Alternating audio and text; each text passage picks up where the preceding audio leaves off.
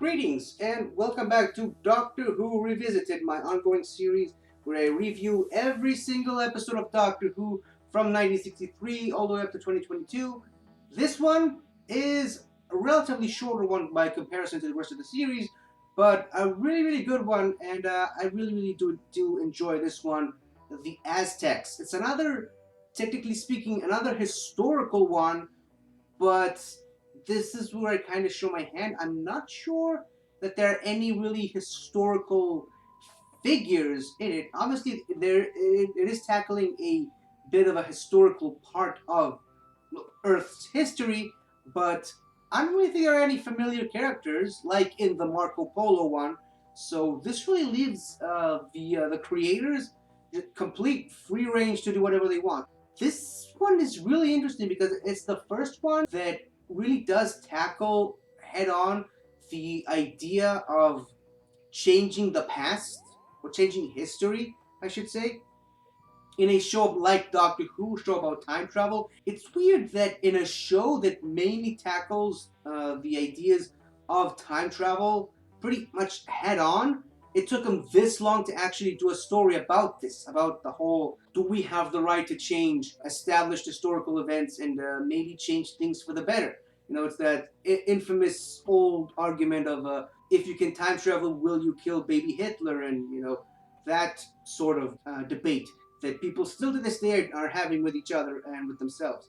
So, yeah, obviously, great conflict between the Doctor and Barbara very early on in episode 1, and even more so in episode 2 of this 4-part serial. And what I love about this conflict between those two is that there's some harsh words thrown between each other, and you can really see both of their points. You can see where each one of them coming from. Obviously, we don't really know that the Doctor is a Time Lord per se just yet, but you can really tell that he does have a sense of obligation to maintain history, a sense of preservation towards established events, and we don't really have the concept of fixed points in time just yet.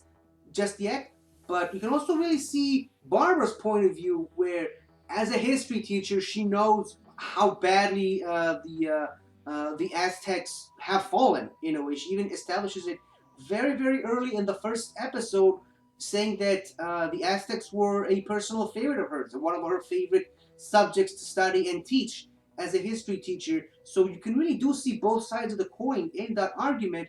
But what I really did appreciate about their argument is that even though there are really harsh words thrown between one another, they don't let this friction, this conflict between them, get in the way of their friendship and all this character development that was established previously in that bottle episode. Again, I'm referring to that bottle episode a lot during my review of the first season because it was really just a pivotal moment between all 4 of those characters, especially the Doctor and Barbara, which all of it is really coming to a head in this serial. Their friendship is really put to the test in both those episodes, but the Doctor, having learned from his mistakes of the past, knows better than to upset Barbara the way that he did in that other episode. And he really just apologizes to her, and he realizes that things were said, things have happened, and really there's nothing much that can be done about them. All he can do now is apologize to her. She apologizes to him. They forgive each other and try to figure out the situation as they go along, trying to figure out the best of a bad situation. I'm probably going to mispronounce a lot of these characters' names in this review, so I apologize in advance, but the character of Clotoxol, I believe his name is, another really good historical villain. Again, I'm not sure if there really was a historical character with that name. I'm not 100% well versed on my Aztec lore or whatever, but yeah, much like Tegana, though not quite as good of a villain as Tegana, Plotoxo really does manage to sell the ruthlessness of the High Priest of Sacrifice in a much of a perfect contrast to Outlook, the High Priest of Knowledge, who actually does befriend Barbara, or rather Yetaxa, as she's commonly referred to throughout the serial. First of all, the The production design is incredible. Yes, they do have a lot of the printed tarp that's meant to represent a much larger world beyond, but the actors never really do interact with it. But even the actual set itself, what we are actually able to see, that's really well done. I really like the carvings on the wall and the paintings on the wall. It really does manage to look and feel like an ancient Aztec temple with really minimalist effort. Obviously, they even back then they were on a really tight budget. It's still to this day, as a matter of fact. So the fact that they were able to make a pretty convincing looking Aztec village, Aztec temple, Aztec scenery with the small budget that they had is really just astounding to me.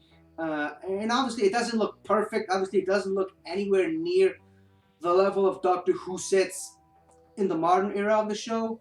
But again, this is where the imagination really comes into play. A lot of the show is just imagination and just, accepting that this is what they had to work with and just moving on with it. And honestly, it's one of the better looking sets of the classic era of the show, especially during the 60s. This character, Ixta, can't remember, I did say I'm going to mispronounce some of these names, but yeah, another really good villain, a really good, cunning villain. They could have just portrayed him as just a simple brute, a fighter that really, that doesn't really have any more dimensions to his character beyond just, brute force. But no, they actually made him a really cunning, really almost an evil genius type character. Him and Tlotoxl together are really, pardon the pun, a really toxic combination that really does cause a lot of problems to the TARDIS crew. And once again, I did mention last episode, this is another one of those episodes where Susan really does get a lot less to do. And I did like that they made Susan sort of stand on her own, but basically they just gave her the same type of storyline that they gave Pincho in the Marco Polo episode, where an arranged marriage, she refused, blah blah blah. We've seen that already in the Marco Polo stuff. So yeah, like I said, they really didn't give Susan a lot of stuff to do in the first season. That's all about to change, obviously, very soon. But really, like I said earlier, it's another one of those episodes where Barbara really gets to shine in this episode. Ian also really gets to shine, show off his combat prowess, and it really does show us why Ian is such a great character. He's a perfect blend of brains and brawn, especially in this episode. He can easily take on Ixta. He almost would have won if Ixta didn't cheat in their fight together. And there's, again, 60s fight choreography being what it is, really good action and engaging fight scenes. Not engaging because the fight scenes are anything unique, but more so because of the emotion between the characters and everything that's going on underneath the whole.